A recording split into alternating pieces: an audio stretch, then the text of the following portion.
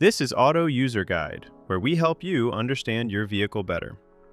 Today, we are covering all information related to major engine services for the Ford Fusion 2006 to 2009 models. Service intervals.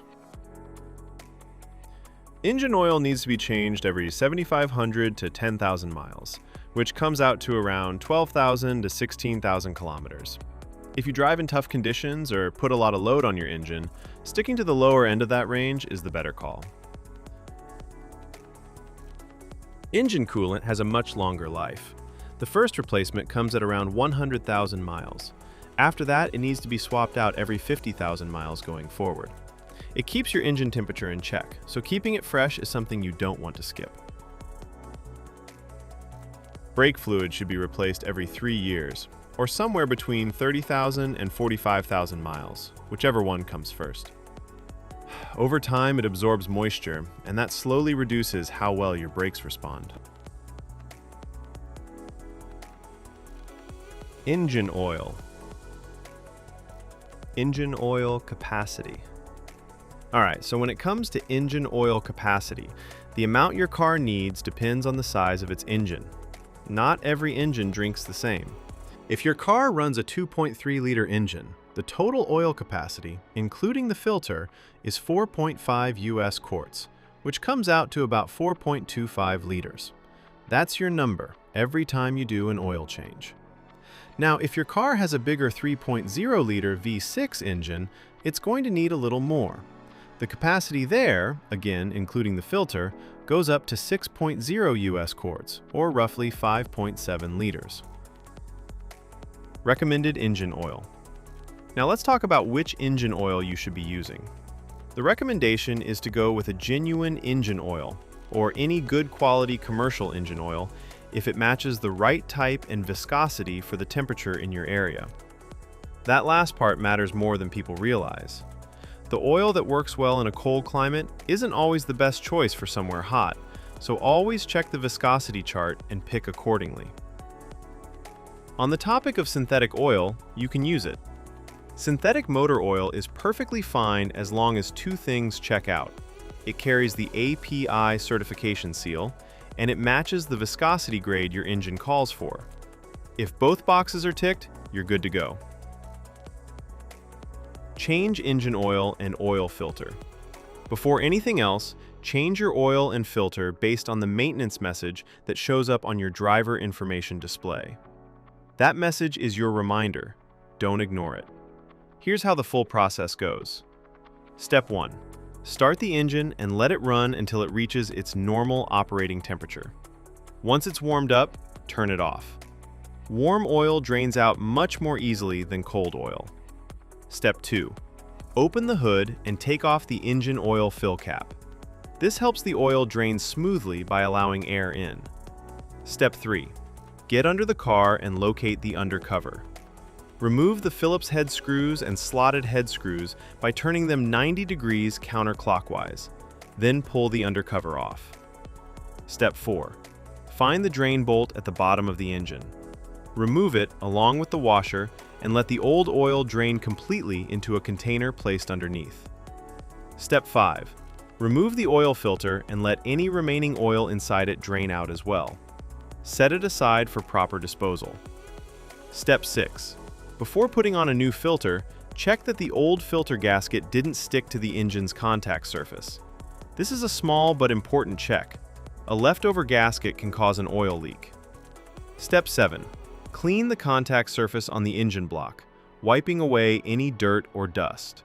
Then install a fresh oil filter. Step 8.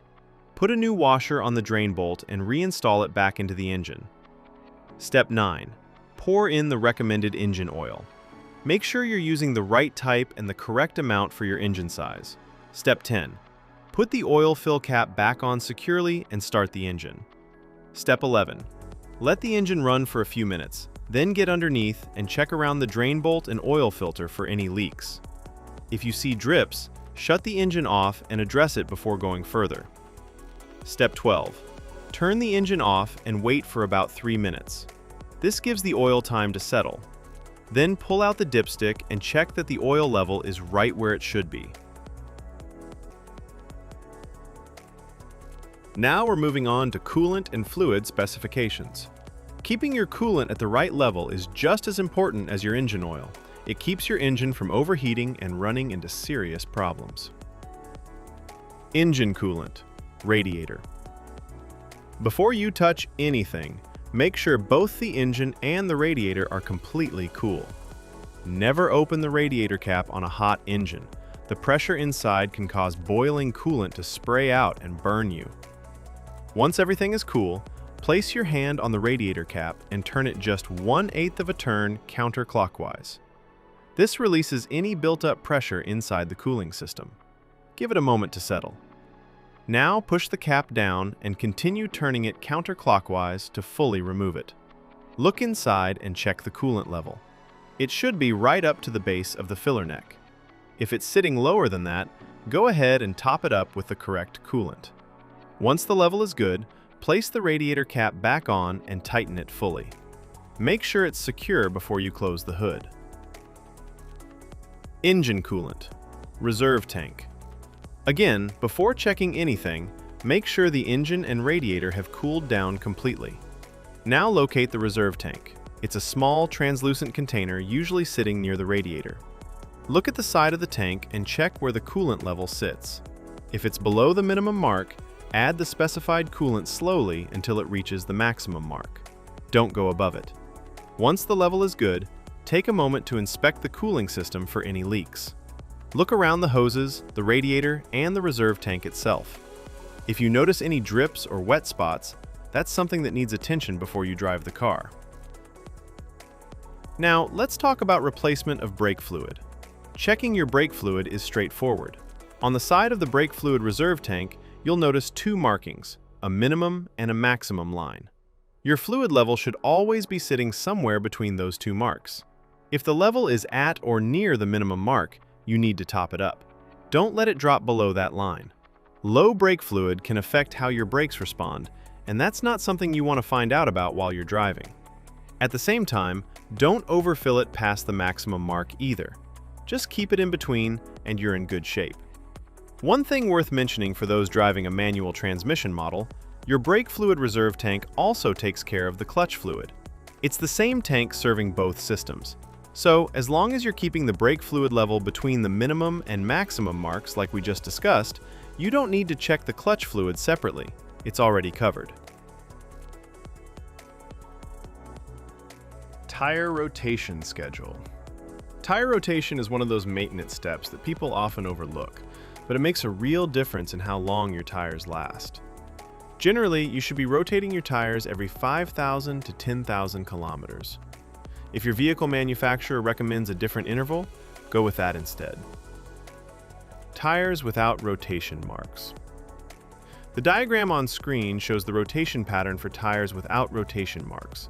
These are also called non-directional tires. Because they don't have a fixed direction of rotation, you have more flexibility in how you rotate them. In this pattern, the front left tire moves straight back to the rear left position, and the front right tire moves straight back to the rear right position.